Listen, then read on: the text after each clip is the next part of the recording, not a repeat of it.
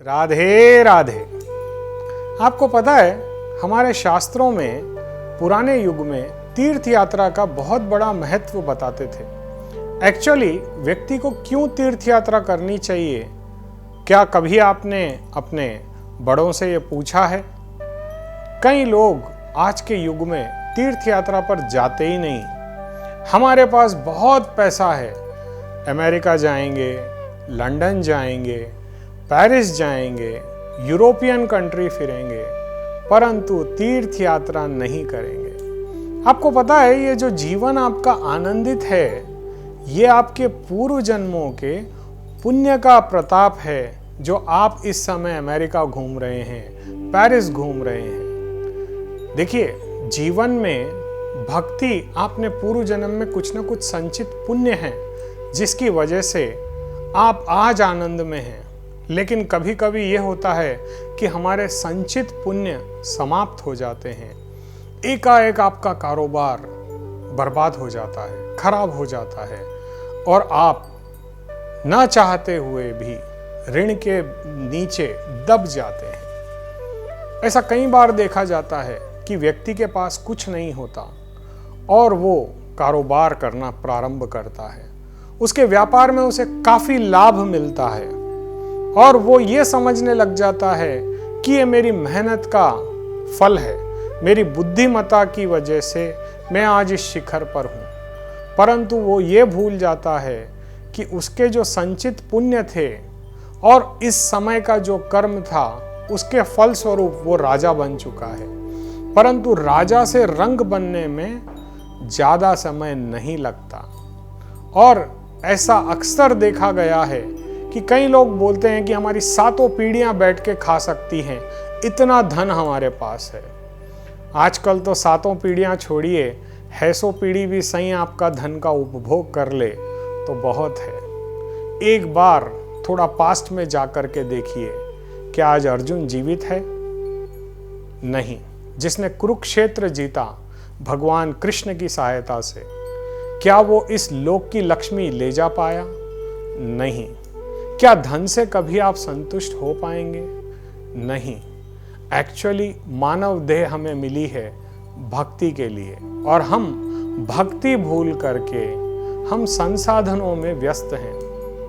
एक छोटा सा कुत्ता भी अमेरिका में पैदा होता है तो क्या वो सुखी हो गया? नहीं। हमें जीवन में ये समझना होगा कि शाश्वत सुख और शांति केवल परमात्मा के श्री चरणों में ही प्राप्त हो सकती है। अब सवाल ये उठता है कि हम किसकी भक्ति करें? भक्ति आप किसी एक की करें। देखिए, पूज्यमान सभी हैं।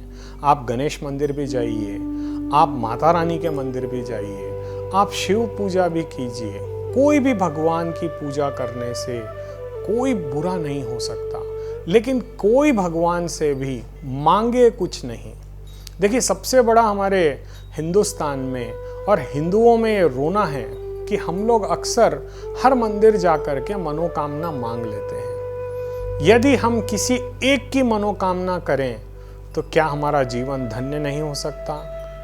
और इसके लिए हमारे पास एक साक्षात देव है, वो है सूर्य भगवान, और दूसरी है हमारे तीर्थ जैसे कि गंगा, गोदावरी, कावेरी, नर्मदा, प्रयाग।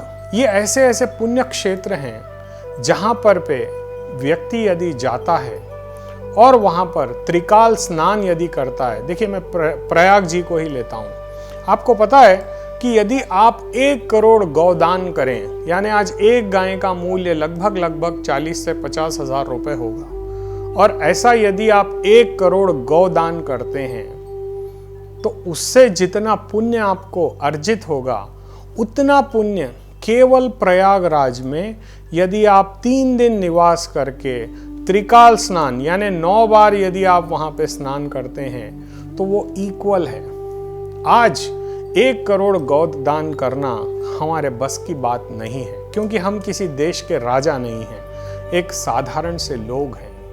तो देखिए, हमारे शास्त्रों में इसमें हर व्यक्ति के लिए कितनी व्यवस्थाएं कर रखी हैं। यदि आप गंगा जाते हैं, यदि आप यमुना जी जाते हैं, यदि आप प्रयाग जी जाते हैं, तो वहाँ के तीर्थ की जो मिट्टी है, जो उस नदी के अंदर की कण है, धूल है, यदि आप उसको अपने शरीर पे लेपन करके उसका स्नान करते हैं तो आपके करोड़ों जन्मों के पाप समाप्त हो जाएंगे। ये आपको अग्नि पुराण के 107वें अध्याय में तीर्थों की महिमा नामक अध्याय में इसका स्पष्टीकरण से व्याख्यान दिया गया है। होता यह है कि व्यक्ति तीर्थों पे तो जाता है परंतु सिर्फ दर्शन करके वहां से निकल जाता है। आजकल समय किसी के पास नहीं है और कुछ लोग तो गंगा स्नान भी बस गए, गंगा जी में डुबकी लगाए, निकल गए। ऐसा नहीं है। पुराने ज़माने में जब व्यक्ति तीर्थ यात्रा पर जाते थे या किसी गंगा या गोदावरी के स्थान पर जाते थे तो वहाँ पर गौदान, अपनी इच्छा से कोई भी वस्तु का दान, जिसकी जैसी शक्ति है वैसा दान करते थे। अपने पितरों का पिंड दान करते थे, वहाँ पर उनका तर्पण करते थे। ऐसे शुभ कार्य करते थे जिसकी वजह से हमें सुख समृद्धि प्राप्त होती थी। परंतु आज हमारे पास पैसा तो हो गया परंतु भक्ति समाप्त हो गई है और इसी भक्ति के न रहते आज व्यक्ति दरिद्रता का जीवन जीने पर मजबूर है। या सीधी सीधी भाषा में बोलूं तो आज जितने भी भक्त मुझसे मिलने आते हैं वो यही कहते हैं कि हम ये ईएमआई भर रहे हैं, कार की ईएमआई भर रहे हैं, मकान की ईएमआई भर रहे हैं। काफ़ी दुखी उनका जीवन है और उनके मन में शांति नहीं है। वो क्यों जी रहे हैं ये तक भूल चुके हैं। किन संसाधनों को जुटाने में उन्होंने अपना दिन रात लगा दिया परंतु परमात्मा को एक क्षण के लिए भी याद नहीं किया। ये हमारी सबसे बड़ी भूल है, सबसे बड़ी गलती है कि हम अपने परमात्मा का स्मरण नहीं कर रहे हैं और यही हमारे पतन का भी कारण है। कभी आपने सुना है कि कोई बहुत बड़ा आदमी है और वो गरीब हो गया? नहीं सुना होगा, क्योंकि उसके पीछे कारण है। कुछ लोग, देखिए मैं नाम तो नहीं ले सकता क्योंकि आज के युग में नाम लेना भी एक बहुत बड़ा प्रॉब्लम है। तो कई लोग ऐसे होते हैं जो बहुत रिच हो गए हैं। क्या उनका कभी समय बुरा नहीं आता? नहीं आता। क्या कारण है? कारण यह है कि वो अपनी आमदनी में से, अपनी आय में से कुछ भाग निकाल करके दान धर्म पुण्य में खर्च करते हैं। जैसे कि बच्चों को एजुकेशन कराना, गौदान करना, गौशालाओं को पोषित करवाना, वृद्धाश्रमों में अन्नदान करना, गरीब लोगों को अन्न का दान करना, विद्या दान करना, किसी को भूमि दान करना, किसी को आरोग्य दान करना। ऐसे कई कार्य वो करते हैं। देखिए, हो सकता है कि वो जितना कर पाएं आप ना कर पाओ, लेकिन आपके पास एक ऐसा मार्ग अवश्य है जिससे आप अपने जीवन की क्रिया को बदल सकते हैं। मान लीजिए आप 20,000 रुपये महीना ही कमाते हो और उसी में आप गुजर बसर कर रहे हैं। उसका 10% यानी 2,000 रुपये आप ये समझ करके चलिए कि ये मुझे परमात्मा के पास अर्पित करना है। अगर 2,000 नहीं हो पाए, 5% निकाल लीजिए, 1,000 रुपये निकाल लीजिए। आज 1,000 रुपये तो हर किसी के लिए संभव है और इस 1,000 रुपये को डिवाइडेड बाय 30 करें, यानी 30 से 40 रुपया, 60 रुपये शायद प्रतिदिन, या 30 रुपये, 1,000 रुपये यदि आप लेते हो तो 30 से 33 रुपये प्रतिदिन का आप निकाल लीजिए। और आपको करना क्या है इन 33 रुपयों से? इससे आप 10 रुपये की घास ले सकते हैं, या नहीं तो कम से कम एक आधा किलो हरी सब्जी ही ले सकते हैं। खीरा तो आपको हर जगह उपलब्ध है, खीरे का भाव भी कम है। एक आधा किलो खीरा ले लीजिए, उसे अच्छी तरह काटिए और इसे ले जा करके गौ माता को अर्पित कीजिए। 5 रुपए की, या मैं समझता हूँ 10 रुपए की शक्कर ले लीजिए, इसे काली चींटियों को डालिए, इसका भी आपको करोड़ों गुना पुण्य मिलेगा। अगले बचे हुए 10 रुपए में आप और कोई काम कर सकते हैं। देखिए, जीवन में एक नियम ऐसा बना लें कि जितना हो सके अपने हाथ से देने की आदत बनाएं। हम करते क्या है कि सिर्फ लेने की आदत हमें पड़ चुकी है, देना हम लोग भूल चुके हैं और यही हमारे पतन का सबसे बड़ा कारण है। यदि व्यक्ति अपने हाथ से कुछ न कुछ पुण्यार्जन नित्य करे, देखिए आप अपने परिवार के लिए जी रहे हैं, काम कर रहे हैं, ये आपका कर्तव्य है, ये आपको करना ही होगा। लेकिन परमार्थ करने के लिए ये आपको जीवन दिया गया है। 84 लाख योनियां भुगतने के बाद या जीने के बाद आपको मानव योनि प्राप्त हुई है। और इस मानव योनि में आकर पे आप यदि भक्ति में नहीं हैं, यदि आप दान में नहीं हैं, तो जीवन में आपका जीवन बहुत ही निरर्थक है। जीवन को यदि ऊर्जावान और शक्तिशाली और प्रभावशाली बनाना हर व्यक्ति का नित्य कर्तव्य है। और यदि आप भी चाहते हैं कि आपके जीवन में भी ये सारी सुख सुविधाएं आपको प्राप्त हो, तो सर्वप्रथम एक नियम बनाएं कि अपनी आमदनी का 5%, आमदनी का, मैं ये नहीं बोलूँगा कि आपकी टोटल फैमिली का जितना पैसा होता है वो मत निकालिए, जो भी आप महीने में कमाते हैं उसका 5% आप निकालिए। बचा हुआ 95% आप अपने परिवार के लिए इसे इस्तेमाल करें। लेकिन ये 5% आपको केवल परमार्थ के लिए करना है। और इसके साथ साथ एक और नियम करना है, इसका बखान कभी आप नहीं करोगे कि मैंने ये करता हूँ या मैंने ये किया है। किसी के आगे आपको नहीं बोलना है। केवल आपके परिवार को ये पता होना चाहिए।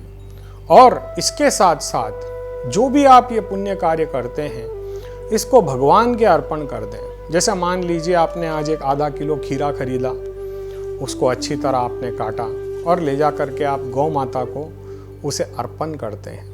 अर्पण करने के बाद बोलिएगा, जैसे मैं कृष्ण भक्त हूँ तो मैं ये कहता हूँ कि हे गोविंद, मैंने जो आज ये गौ सेवा की है, इसका सारा पुण्य फल मैं आपके श्री चरणों में समर्पित करता हूँ।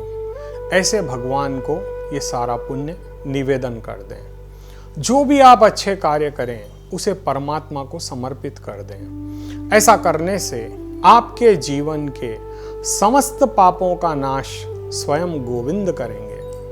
और ये निश्चित है कि ऐसा करने से इसका फल भी 100 गुना होता है। आज व्यक्ति को तीर्थ यात्रा में जाकर के, जब कोई हम तीर्थ स्थान पे जाते हैं और यही 10 रुपए की खीरा यदि उस तीर्थ स्थान पे आप किसी गौ माता को खिलाते हैं, तो इसका करोड़ों गुना पुण्य आपको प्राप्त होता है। तो जीवन में एक आदत अवश्य बनाएं कि साल में अपने परिवार को लेकर के एक बार, प्रति वर्ष कम से कम एक बार किसी भी तीर्थ पर जाकर के, जहाँ पर गंगा, गोदावरी, कावेरी, नर्मदा, जो भी नदी आपको प्राप्त हो सकती है। प्रयाग तो सभी को पता है, वहाँ पे 12 वर्ष में एक बार कुंभ का मेला लगता है। लेकिन यदि आप नित्य एक नियम बना लें कि हम हर वर्ष प्रयागराज जाएंगे और भगवान की नित्य आराधना वहाँ पे 3 दिन रह करके त्रिकाल स्नान करें, भगवान की पूजा करें, अक्षय दान करें, जो आपकी श्रद्धा हो, यदि आप ऐसा एक नियम बना लें तो वो दिन दूर नहीं है जब जीवन में आपके कभी कोई समस्या नहीं रहेगी। कई लोग आकर के बोलते हैं, साहब आज शनि की 7.5 चल रही है, आज हमें राहु का परेशानी है, केतु ने खराब कर दिया है। देखिए, आप अपना कर्म कीजिए, ये अपना कर्म करेंगे।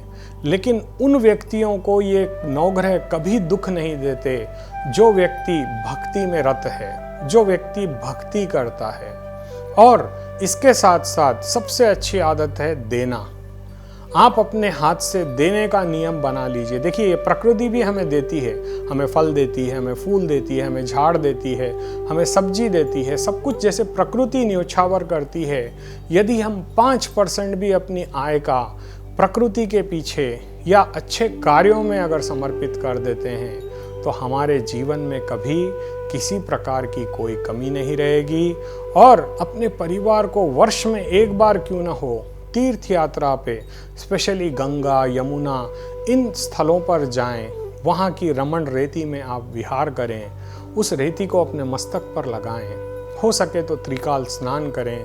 और आप देखें, ऐसा करने से आपके जीवन की समस्त बाधाओं का नाश होगा, रोगों से मुक्ति मिलेगी, धन धान्य की वृद्धि होगी और गोविंद की कृपा प्राप्त होगी। राधे राधे।